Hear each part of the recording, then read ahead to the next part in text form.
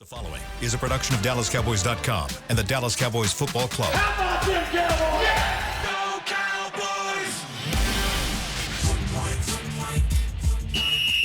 Let's go, baby! Are you ready for a break? Yes. Are you ready for a break? Absolutely. Ready for a break? Yeah, and so much for that. It's time for The Break on DallasCowboys.com. We were on the break! With Ambar Garcia, Bryan Broaddus, Voch Lombardi, and Derek Eagleton. It is Wednesday, October 8th, 2025, season 21, episode number 53. Welcome to the latest edition of The Break. We're live from SWBC Mortgage Studios at the Star, presented by LG. LG is the world's #1 OLED TV brand for 11 years and counting. See why at LG.com/OLED Evo. What is up with you today? What is up with y'all today? Like, we opening the show, y'all. I'm like this we got every day. Amber over here dancing, and you and Voch are like doing hand signals. They're always like doing hand signals over there, so I said, let me join on the fun. I thought How are things in the chat already? Amber? I thought you let me open up the into chat. the chat. Hold on. Let me open it up. Shouts out to the chat. What y'all talking about now? Probably not good.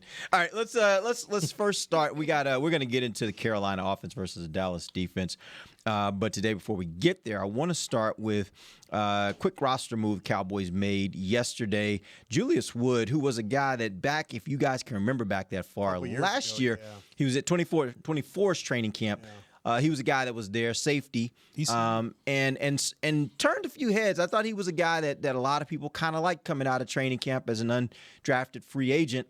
What were your thoughts on him? Do you have any thought? Do you remember him during camp, or what the Cowboys might be expecting, how they could use him if he can really jump in and be of use to them right now while Malik Hooker is out? This is the thing about Julius Wood and the Julius Wood types is he's one of those box safeties that kind of walks down and, does the tackling stuff, the run game stuff, but you really don't want him one high too much. And typically what happens is when you bring in a guy like that, you find many other guys like that. So a guy like Elijah Clark that can do that, but also give you other, range and things like that. Now job titles and stuff like that gets a little weird, but he's like a Dono type guy.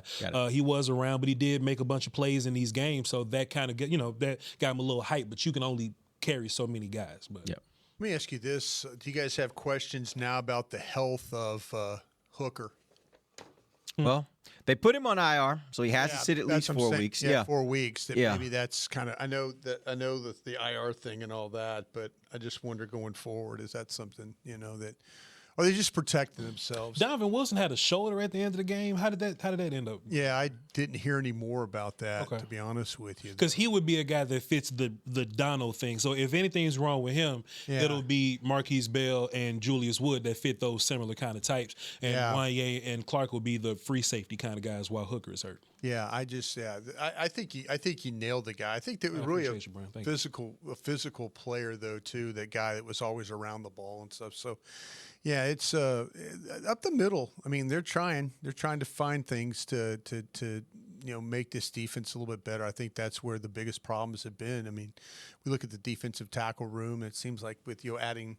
With Clark, that seems to be a positive. You're getting some stuff. You're getting some, great, really, I think some very good play from Solomon Thomas. But, yeah, the middle linebacker situation, trying new guys, trying things at safety. They've got to get better up the middle of this defense. And maybe Wood's not the answer, but, I mean, it's just something that they have some familiarity with something different. So might as well give it a go. Thinking about the safety position, obviously this last game, Wanye Thomas was in for Malik Hooker. What were your thoughts on his play this last week? Did you see anything that was an improvement over what you'd been getting before? Was it about the same? How would you assess his play?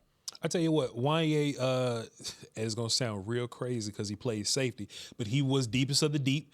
He did that job. He was like, y'all ain't getting past me. He did, which I love. Yeah, for sure. Yeah. And there was a couple of times where he saved touchdowns where it could have been a bigger play in the run game. He kind of came down and made a play or a passing game. So Wanye he's doing his job. And look, hey Voch, what's so special about doing your job? Hey man, it's been a crazy couple of weeks where people haven't always been doing their job. So when we see people doing their job, it's a positive step. Yeah, I think the thing is with Thomas, you're going to get a guy that I think he's very comfortable playing the back and playing up. And so it still gives you that flexibility if you're going to play some more man coverage, which they did, about 17% more in this game. So he gives you the flexibility to be able to play him in coverage, and you don't have to worry about things there. And then his ability also to see things, to react to things. He's a very aware player. And I appreciate that about him, because he is not going to give up stuff over the top. And he didn't have to make a whole lot of range plays the other day. But, and you're about to play a team. We'll get into Carolina. They'll try and throw the ball deep, but they have no success doing it. Mm-hmm. And so, but you're going to need somebody like Dallas has struggled with that ball over the top. And, he's a guy that's generally not going to let that happen. Looking at our inside ops, when we look at the Carolina Panthers, they are right now 2-3. They are coached by Dave Canales, who is kind of an interesting guy to me. This is only his second year as a head coach. Last year they went 5-12, so not a successful year. Before that, he had only been an offensive coordinator for 1 year with Tampa Bay in 2023. And in that year, just looking at some of the numbers, they didn't have a particularly great year offensively. They were ranked 20th in the league in points, 23rd in the league in yards. This year, they're averaging 20.4 points per game that they're scoring, and averaging 23.8 points per game against what other teams are scoring against them, ranked 24th and 19th respectively. What are your thoughts on Dave Canales and what he's doing, I guess, from a schematic standpoint, from building this team standpoint there in Carolina? I don't think they have the talent to do anything that he's trying to do. The offensive line is a mess. The wide receivers can't get going because the quarterback doesn't always see things well. He's short, so maybe you got to change things that you may want to do on your offense. Bryan's an old man. He likes the big, tall quarterback that can see over everything. Nothing against short people. Nothing against them. It's just a National Football League where everybody's humongous. I'm short relative to them, but I may be bigger than everybody on this hall. Not Bryan, because Bryan's tall, but it's kind of hard to know what he brings to the table, because these guys just haven't gotten things going. Now that's where I kind of give or not give coaches that much leeway, because I can see what the Colts are doing with Daniel Jones and go, hey man, that's a dude that hasn't been all that great in the league, but you kind of figure things out. Michael Pittman's a dude over there, not the greatest pedigree of a wide receiver, but they can figure things out over there. But Carolina just hasn't figured things out on offense. So based on what I've seen, I haven't seen a whole bunch of offense get moved. Yeah, you know what? He made his money initially dealing with a short quarterback and making it work. Ain't that something? Baker Mayfield. They're in Tampa. You look at what he was able to do, and then now he is working with a shorter quarterback, and it has not translated. He can be very innovative. I think that Voch is onto something with the way that they've tried to address it through skill. They've tried to. The problem is their offensive line. They haven't hit on the offensive lineman. It's kind of been of a situation where, and we'll get into that. It's just not a very good group, and that's been a real struggle. And then you've got a quarterback that tends to not be able to see, and now you have pressure, and he's dealing with pressure and not being able to see, and then they can't get the ball out like they need to. But it's interesting how they try and run the ball. If you watch the Dolphins game, you'll be very impressed. If you watch everything else, you're left to being like, oh, well, this is just a pretty ordinary team running the football. They got after the Dolphins. When they got down 17-0, they started running the football, and they got very good at it. I think that will kind of be their plan again this week, but he has just not – it's not as creative of an offense that we saw with what he was able to do in Tampa with Baker Mayfield. There was a lot of that you saw in that running game because they were down 17-0. In most instances, you wouldn't expect a team to start running the ball or running the ball effectively at that point, because typically you think they just got to hurry and get points on the board, and so they start passing a lot more. That being said, do you think a lot of that success they saw was because Miami was playing this type of defense where they were more concerned about protecting against big plays, and it allowed more holes for the run game? Or do you think it was just literally they were doing just a really good job of running the ball? I think Miami's getting ready to quit, and the head coach might be getting fired soon. Oh, wow. And they probably going to be getting rid of some of those guys pretty soon. Breaking. Yeah. Well, it's according to my sources. No, I'm just playing. But yeah. You don't have a phone like that. No. You ain't got a gang of 7. But the I got a gang of 7. They just not in the league. Shouts out to Footsville, Steele, and all. Yeah. But good group. The the Dolphins went up early in that game. Yeah. I don't want to just, chalk it up to they got comfortable because they got a lead. But when the Carolina Panthers decided that they were going to run the football, and it's probably because they can't pass the football. That's been happening for 5 games now. They just found success running it, and they just kept running it. It didn't look like the Dolphins were, oh, my God, we're just playing a different kind of defense. They tried to stop the run. They just couldn't. They were flopping around all over the place. And this offensive line, who hasn't really driven anybody off the ball all year, was driving the Miami Dolphins off the ball. And I can imagine that was just deflating. And by the time it was all over, Rico Dowdle looked like a damn Pro Bowler. Yeah, that's the thing it came down to. The Dolphins are just a bad tackling football team. For sure. But let's give Carolina some credit. When they were coming off the ball, they were winning the line of scrimmage. There were several times where Dolphin defensive linemen were turned. They ran the ball a couple different ways. They ran it on the edge. They went with the toss. They did it inside. Any way they wanted to run the ball, they were having success.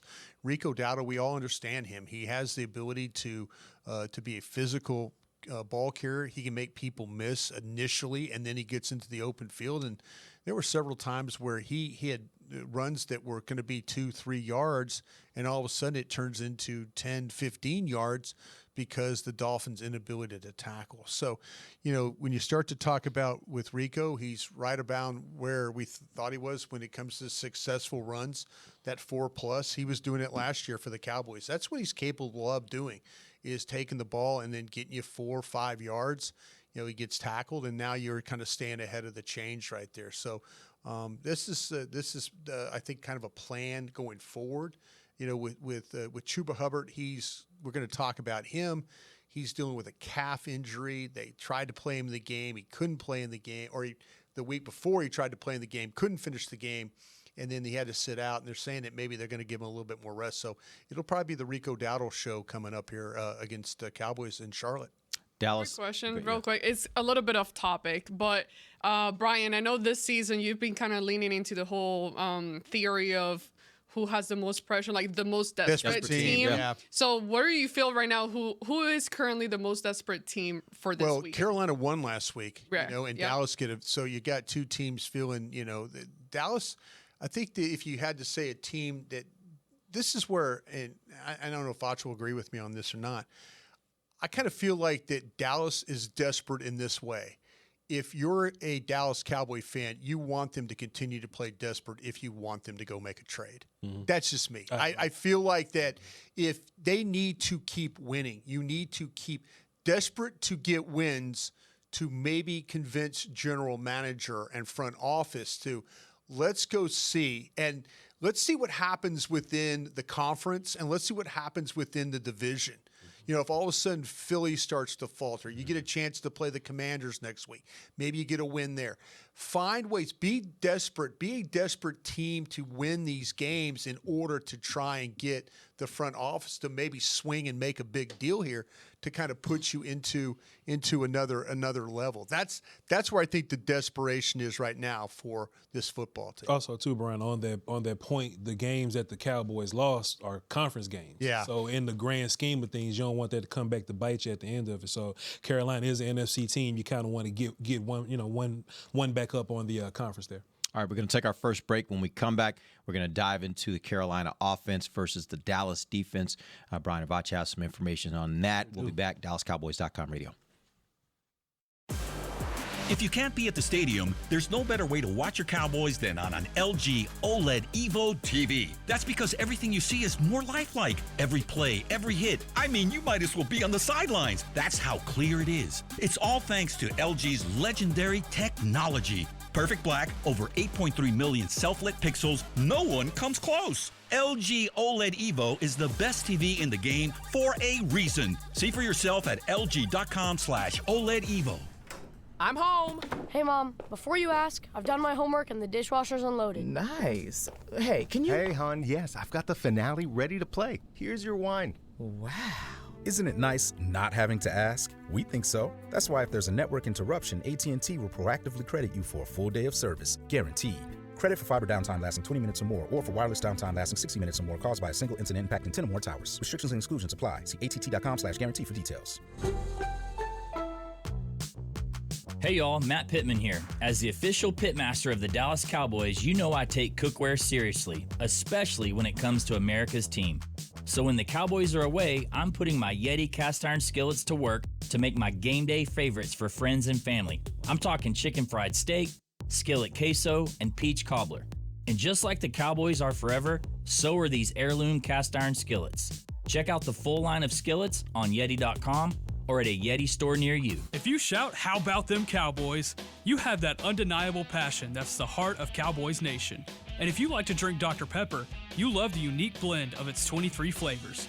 Together, your one-of-a-kind fandom paired with the one-of-a-kind taste of a delicious ice-cold Dr. Pepper is the game day lineup that can't be beat.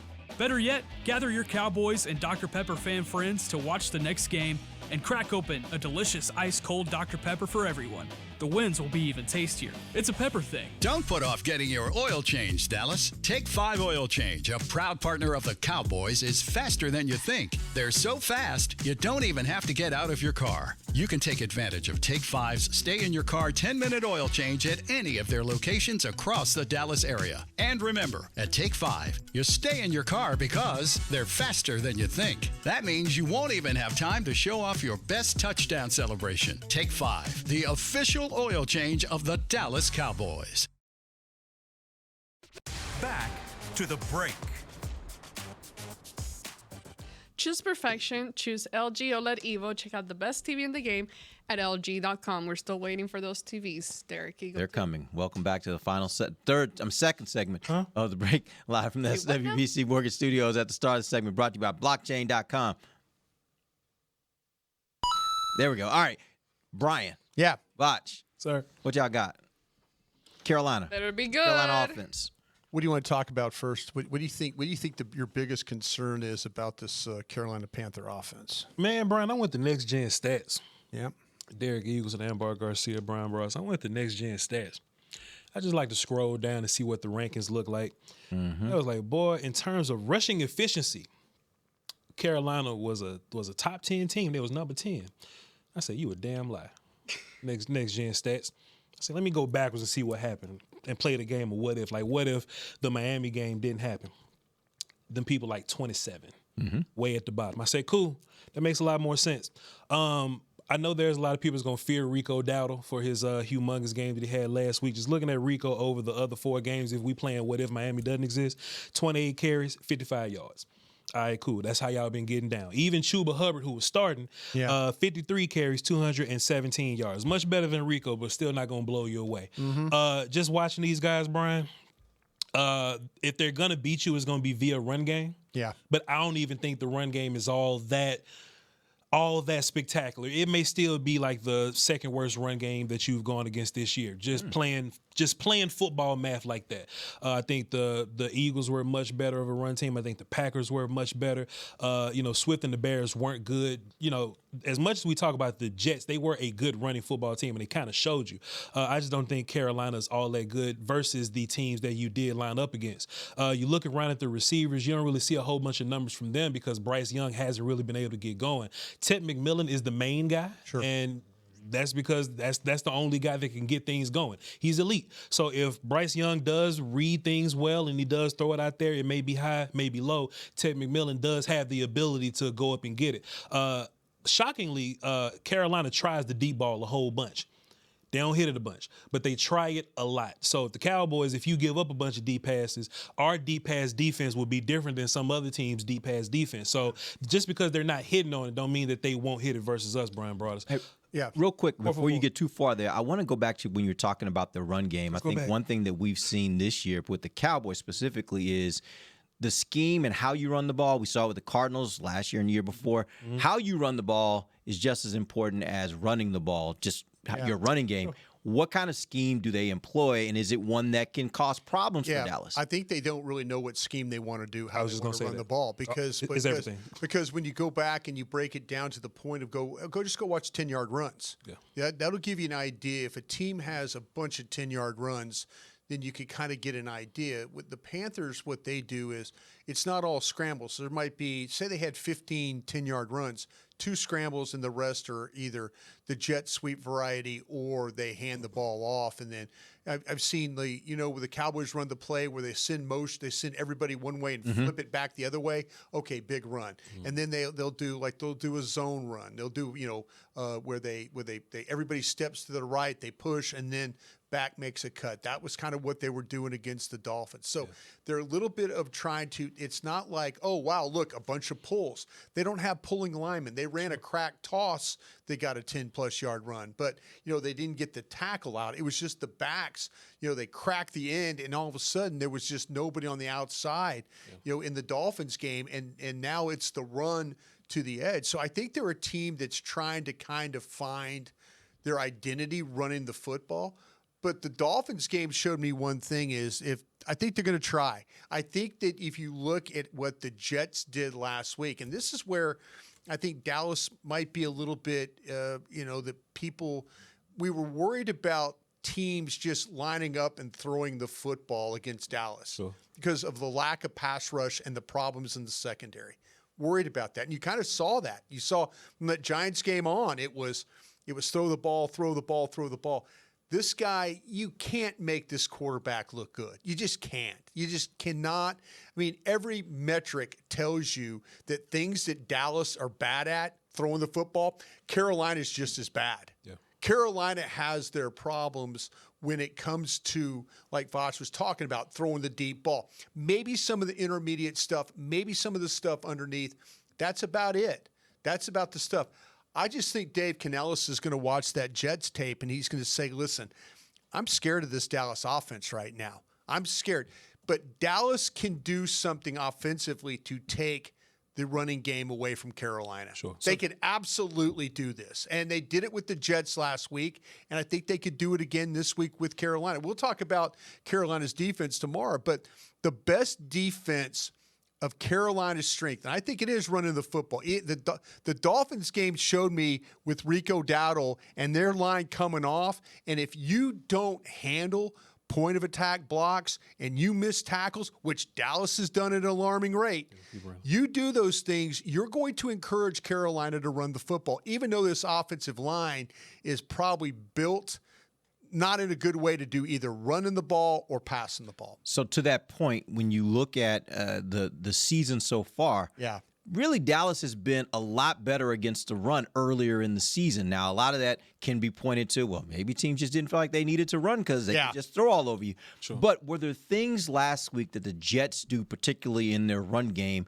that you've seen shades of that in what particularly what Carolina did last week, that makes you think this could be a problem for Dallas because these are things that are problems for them when they're trying to stop the run? Cowboys didn't tackle last week, but I also think the Jets didn't have a bad offensive line. I just want to keep banging that point there. They can actually block. The Cowboys just found some good passers out of nowhere, but just run game though, the Jets do have a line that can move bodies. The Cowboys just didn't always get moved. But what happened was when it's time to come up and field, you miss tackles. Everybody missed tackles, from your safeties, your linebackers. Kenny Clark not so much as he's a superstar, but you have to tackle Rico Dowdle. Yeah. You have to tackle Rico Dowdle. And the earlier you get the Rico Dowdle, the better chance you have of bringing him down. If you let him get a head of steam and he's going, he's probably going to take you all the way down the field. Get to him early, bring him down, and make Carolina do something they don't want to do, which is pass the football. Yeah, if you watch Carolina, and I talked about a little bit of a grab bag of the offense, though, but if you really break down the Cowboys, and we do every week, we watch them, a lot of their runs, what was happening last week? It wasn't on the edge. It was inside. It was, they were blocking Kenny Clark. They were blocking Solomon Thomas. They were blocking Osa Odigizua. They were getting up on the linebackers. James jumps around a block. Murray gets blocked. Now they're on the safety. The one thing Dallas has struggled with this year is runs right at him. It hasn't so much been stuff on the edge. It has been right at him. And what's Carolina's offensive line? Voch will tell you, this is not a mobile offensive line. This is not a big, we're going to pull guys and get guys in space and all that. They're heavy-footed guys. Heavy-footed, They're lungy. very, very lungy, very heavy-footed guys. Yeah. So what's going to be their strength? come off the ball, try and get into blocks, and then make you have to defend the inside run. I could see them doing that with Rico Dowdle. Look what Rico Dowdle, again, did with the Cowboys. It wasn't anything on the outside. A lot of the Rico Dowdle runs are in between the tackles. Sure. I could see the Dave Canellis attacking the same way. After watching what Dallas did last week against the Jets, and then if you kind of look at throughout the season, inside runs have been a problem for this Dallas defense. So who's more important as far as has to play better when it comes to defending that type of running game? Is it your defensive tackles have to just not get moved? Yeah. Or is it your linebackers that need to fill on a more consistent basis and be able to go through blocks versus going around blocks? Linebackers for sure. I feel like this D-line does a decent job of not getting driven 3, 4, 5 yards down. That's old Cowboys. They haven't done much of that this year at all. Yeah. It's when you come up, tackle. When you come up, bring somebody down. And that's Sanborn, that's Murray. And listen, we're talking about the young guys, the young linebackers. The young line is interesting. They don't have a problem missing tackles. They have a problem like not being around the tackle. Like, Leofau will get too wide sometimes, right? James will come Take down himself too out late. of the play. Take himself out of the play. James will be a little late. Sanborn and Murray, they'll know the general direction to be at, but they'll miss once they actually get there. This Carolina group doesn't like to block the second level. They can't stand blocking linebackers. So maybe they get a more free look, I would say, getting down there and tackling. But, every way that the Panthers can beat you in the run game, it's on Dallas to not get beat that way. Yeah, I think to me, it's last week was not one of the better games with Kenny Clark playing. And Kenny Clark has played very well up until this point. The pass rush stuff and all that, I think, has been really, really good. But last week, they got blocked as a front, and it was a problem. It really, really was. Carolina is going to try and block you the same way.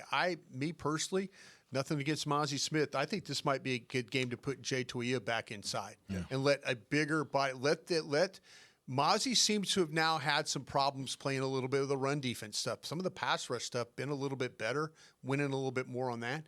But man, they're going to need some stuff. They're going to need some stoutness up front. And I just think this is the only way that Carolina can beat you in this game offensively. See, now Tet McMillan, they might get all of a sudden Dallas decides they don't want to pressure Young, and he makes some throws like Caleb Williams made, and all of a sudden Tet McMillan downfield's making plays, and Hunter Renfro's making catches underneath and getting third downs. I don't see that as always happening because I think Dallas can pressure. I think Dallas can put pressure on these guys offensively. But all of a sudden, this turns into hand the ball off 4 yards, hand the ball off again 4 yards. Yeah. Third and shorts, hand the ball off again. We've seen Rico Dowdle convert, so you've got to find a way to keep the Carolina Panthers behind the chains and then make them want to throw the football against you. Because if you don't, you make them very comfortable. We saw again what the Bears were able to do, that 19-play drive that they had, all those runs. Look at the Jets last week. Take 7 minutes off the clock, with the way that they play.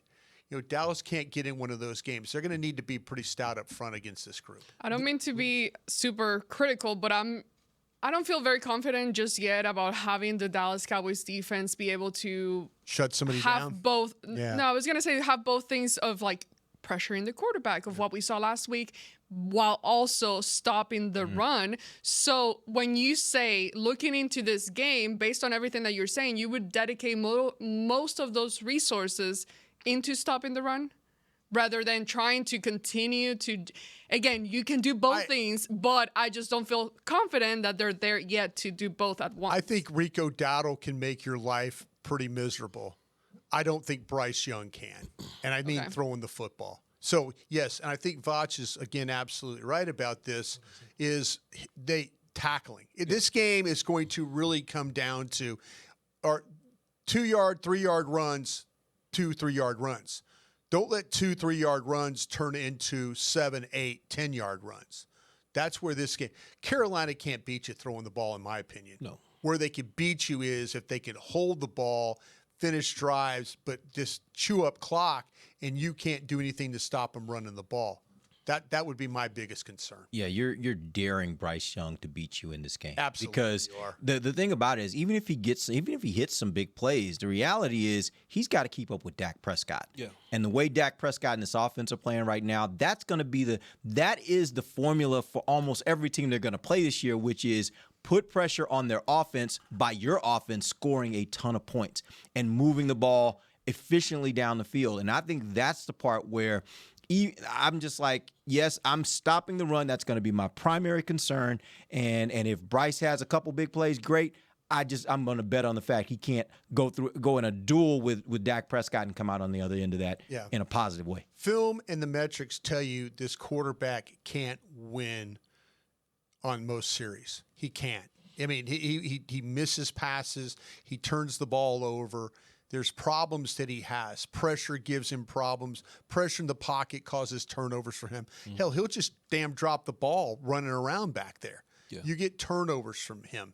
So if you go out there and allow them to run the football and have success doing it and make it very easy for Dave Canellis to call the game that way, it could be very, very difficult just for that aspect, because you might not have as many. You might be used to having 10, 12 possessions a game. You might be 2 possessions short. I mean, that might be something that you have to deal with. It could be a very close game. I just don't in my heart believe that this quarterback can beat you throwing the ball. I just don't. But I do feel like that they could keep it very, very close if your defense doesn't play very good run defense. All right, we're going to take our final break. We'll come back. I'm going to ask these guys about some of the actual specific matchups, some players that you should watch for the Cowboys and how they match up with some of the offensive players for the Carolina Panthers. We'll be back. DallasCowboys.com radio. Every day begins with a promise to work hard and to build a future. That's why we're here, providing the tools, expertise, and John Deere equipment you have relied on for generations to help you get the job done right. We're with you. That's our promise to you, because no matter the project or the challenge you're facing, we're with you. We're united. I'm home. Hey, Mom, before you ask, I've done my homework and the dishwasher's unloaded. Nice. Hey, can you... Hey, hon, yes, I've got the finale ready to play. Here's your wine. Wow. Isn't it nice not having to ask? We think so. That's why if there's a network interruption, AT&T will proactively credit you for a full day of service, guaranteed. Credit for fiber downtime lasting 20 minutes or more, or for wireless downtime lasting 60 minutes or more caused by a single incident impacting 10 or more towers. Restrictions and exclusions apply. See att.com/guarantee for details.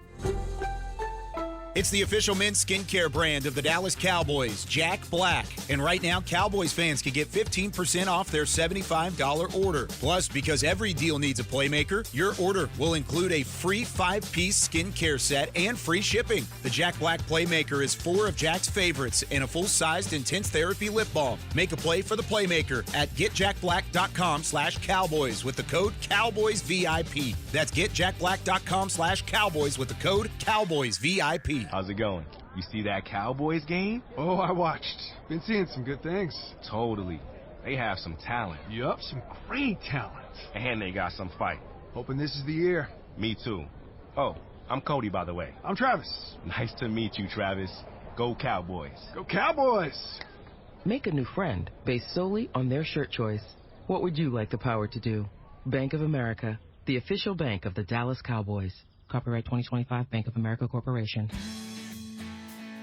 From the field to the festivities, Lucchese embodies the essence of luxury and tradition. Handcrafted with meticulous precision, each pair offers unmatched comfort and style. Stand tall while you're tailgating or cheering in the stands with the Dallas Cowboys collection by Lucchese. Shop the collection today at the Lucchese store at the Star in Frisco or online at lucchese.com. Lucchese, the official boot of the Dallas Cowboys and Dallas Cowboys cheerleaders. Back to the break.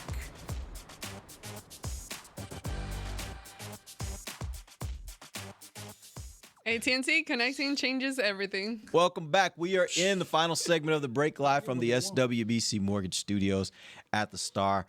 We're talking about Cowboys defense versus the Carolina offense. Let's. I'm not here for all that. Happy to be here, bro. You know what I'm saying? We're doing all right. We're doing fine. We're doing all right. We're doing all right. Let's get some matchups. I want to know about some specific matchups for the Carolina Panthers offense versus the Dallas defense, where fans should watch. These are going to be the moments or the specific matchups that you think will affect the outcome of this game. I thought you had a matchup in particular. All right, cool. So we can start with offensive. Nah, it just sounded like I thought he was going to. Cool. Left tackle, you can start with him. Akeem Okwonu, man, I was a big fan of him coming out of the draft process. He was a big dude, moved well, great length. What happened to him? You just never know what happened to these guys once they get to the league. You know, you got to work hard and it ain't going well. It ain't going well. I was watching them, and when me and Bryan look at this offensive line and say, hey, this group is kind of sluggish, slow-footed. I'm talking about him. He has a lot of lazy sets. If pressure is coming 9 times out of 10, by the numbers, like 7 out of 10, I would say, it's coming from the left tackle. Now, depends on what the Cowboys do here. Flus, we looking back at you. If you want to build on what you did last week, and we run some slants and some gap exchanges and some stunts and all this kind of stuff, there's a way that you could beat up on the Panthers front 5 here. But if we just want to rush 4 straight up and down just like that, Akeem Okwonu may have a Pro Bowl day against you, because that's just what the Cowboys have been doing. Derek, as I look at the bottom of my sheet here, they got a character on the practice squad named Michael Tarkeen. Never heard of him. Bryan hasn't either. If we rush guys straight up and down, I don't have faith that we can beat Michael Tarkeen one-on-one. But if we did what you did last week, we run some gap exchanges, stunts, mix up the looks. Also, you can muddy up the looks. So we talked about this. Ambar was like, hey, can you rank the guys that diagnose defense really well? Bryce Young is in the lower tier of guys that diagnose defenses. So he's up there with Justin Fields and Jalen Hurts, even though it sounds like I'm hating on Hurts. Those guys don't see very well. So what happens with Bryce, not only can he not read it well, but he doesn't stay on task because he can't improvise because he's little. So it ain't like he can find somebody new if his number 1 guy is open. Don't laugh. Because he's little. So he's not going to find somebody different. He's going to run around and try to get out of the pocket and then maybe make something happen. So this is another week where you have to maintain rush lanes. And if you want to do it versus Akeem Okwonu, he'll let you do it. So matchup-wise, Dante Fowler, right? One thing that he did really well last week was like get off the ball quickly. And whatever you gave him, whether it be the inside or outside, he would attack that quickly. It's a fantastic game that if Akeem Okwonu come out here, slow feet, setting very deep, giving you the inside, then that'll be a fantastic way for Dante Fowler to beat up on him. Yeah, they had like 33 pass attempts last week, and they gave up 21 pressures out of that. I mean, this team they just do not do a very good job. They're just not an athletic group, and it shows. They want to try and do things, I think, scheme-wise. I know we talked about Dave Canellis earlier, what he would like to do. He just can't do it. And they've tried to throw resources at this offensive line. It hasn't worked out. It's kind of a mismatched group. The tackles set extremely deep. They give up pressures. You can carry them back to the quarterback. The quarterback can't see over rush. So if you get him in the middle of that pocket, he's gonna collapse.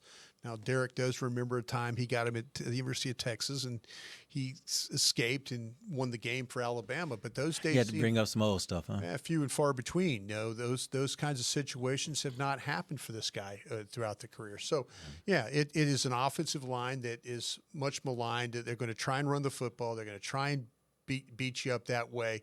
They're going to try and be physical. Will Dallas allow it? I like what everybody's talking about with Flus. Can you determine that this group, are they going to try and man stunts? If you've determined, we saw last week with the Jets, if they're going to man twist stunts, you're going to have opportunities to get guys home. This is not, I repeat, not an athletic offensive line. Dallas, the one thing rushing the passer can do is they can put some pressure on you with some movement. And I would do that right from the jump. But it's going to be about them being able to control that run. Don't give Carolina any reason to run the football. Dallas's offense has to help you out as well on that. But you need to take advantage of this group because they're just not as good as some of the groups you've played this year. It's just another matchup in terms of offensive line. We talked about the outside guys, Bryan. Cade Mays and Damian Lewis. are slower footed somehow than Ikeem is. So even if they do get turned, that's a way to get them. But I just feel comfortable with guys like Osa, Solomon, Kenny Clark just lining up and just kind of running past those guys. We talked about Mozzie and do you play Toia or whatever. Toia got a little more juice in terms of quickness and moving forward. Right. Somehow, because he's the bigger man, which just shouts out to him. I think this would be a fantastic time to make him active this week and let him pass rush a little bit. When you talk about Trayvon Diggs, it's interesting. Week before last, he doesn't start the game. He plays in it, but doesn't start the game. Last week, he played 100% of the snaps. How do you assess his play last week? And obviously, going into a game like this, where you have someone, a young rookie, but guy that certainly can go up and get the ball and can create some matchup problems in certain situations. How do you assess where Trayvon is, I guess, at this point in the season? Trey did fine last week, and that Jets wide receiver core wasn't really a group that'll win a whole bunch of one-on-ones outside of Garrett Wilson. So when Trey was not kind of around there, he was doing his fine. He was doing his job just fine. And you kind of get a similar group here. It's like McMillan and the rest of them just kind of exist, and Trey. The history says that, these wide receivers that are bigger and not like quick and, these like bigger moving guys, Trey has good days versus those guys. So if he's against McMillan, you don't want him, getting on like Renfro or nothing like that. Renfro's quicker. He's, down under. But Trey versus McMillan, if that's the matchup that we're going to see for the most part, you would feel good about that matchup because McMillan's not a terribly quick guy. Yeah, I think with the thing with Trey is, and we had some questions about health on really both corners, but talking to people in the organization, they're like, no, it's just these guys are fine, everything's cool. So it's about going out and covering people. We've talked about McMillan. If you're a fan of the draft show, you know that the Dallas Cowboys were in the mix of wanting to draft this guy. So it would have been nice to have him too, Bryan. And the reason, your guy Booker probably wouldn't have got picked. Yeah. But and right now you look at your wide receiver group and you're like, we're okay. Add him to it. Yeah, but the thing with McMillan is he's what we talked about in the draft show all those days is the ability to run down the field, good route runner, can separate when he needs to separate, can go and get the football. We need to see Dallas play some tight man coverage if they have to, and be able, if they let Ted McMillan just run in space, it could be a long day. Now, again, I'll say this: the quarterback sometimes can't get him the ball. That's going to be a problem. But all of a sudden, we didn't think that, Caleb Williams, can Caleb Williams get these guys the ball? And he was able to do it. So just don't let that happen. McMillan is a guy that is very, very capable. He doesn't have a touchdown yet, but he has a lot of targets. He's gonna be sure-handed, and you have to be ready for him going and getting that football because that's something he's really, really good at. Have they been throwing interceptions?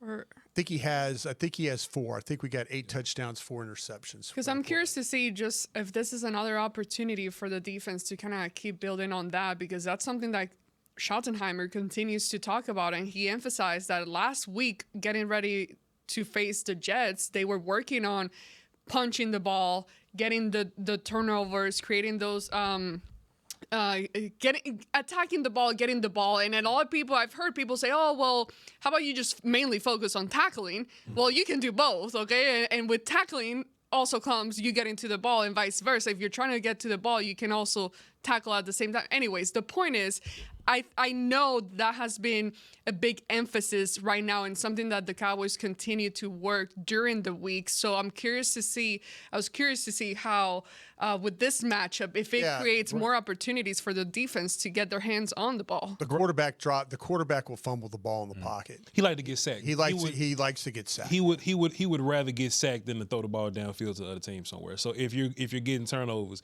it's him and his little hands just dropping the football somewhere. Good thing is that they've been poking the ball out. They certainly had one last week. I think that's what they've been practicing all throughout training camp. Coach believes that at some point it's going to kick in, and you're going to start getting him in spades. So we'll see if that happens. But we've seen it happen a couple times now. We'll see if that continues, and we'll see. Certainly they will be trying to create those kinds of turnovers. We'll see if that happens this weekend. All right, that's a wrap. We'll be back tomorrow. We'll go into the Carolina's defense versus the Dallas Cowboys offense. Till then, for Voch, Lombardi, Bryan, Broaddus, Ambar Garcia, I'm Derek Eagleton. This has been The Break live on DallasCowboys.com radio. This has been a production of DallasCowboys.com and the Dallas Cowboys Football Club. How about this, Cowboys?